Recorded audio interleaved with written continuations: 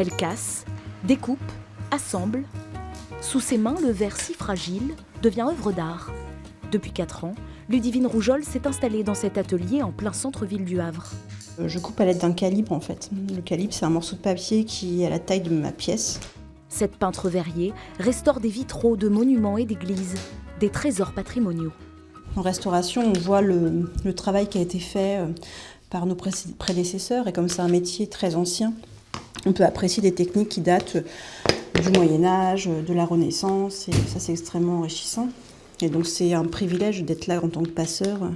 Depuis quelques mois, une apprentie vient perfectionner sa formation auprès de Ludivine. Une deuxième verrière lui prête aussi main forte depuis cet été pour faire face à l'afflux de commandes. Gwenola est sensible au travail proposé dans cet atelier de femmes. C'est plutôt agréable en tout cas de travailler dans un univers féminin parce que sur certains chantiers, c'est assez difficile. J'ai entendu dire que vraiment c'était les femmes à l'atelier, les hommes au chantier. Mais ça change petit à petit. Si le carnet de commandes de cet atelier s'étoffe, c'est parce que Ludivine Rougeol crée aussi des vitraux de toutes pièces pour des particuliers, des collectivités ou des entreprises. Comme ici, au siège de l'OGEO, un projet de près d'1 millier de fragments sur 13 mètres carrés, inspiré des boucles de la Seine. Ce qui m'a toujours plu dans le vitrail, c'est vraiment le travail de la lumière et du sentiment. Et donc j'ai travaillé avec une technique qu'on appelle le thermoformage qui permet de donner un relief unique à chaque morceau de verre.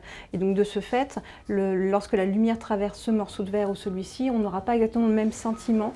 Cette œuvre est un accomplissement pour Ludivine, preuve qu'elle est rentrée dans la cour des grands artisans verriers.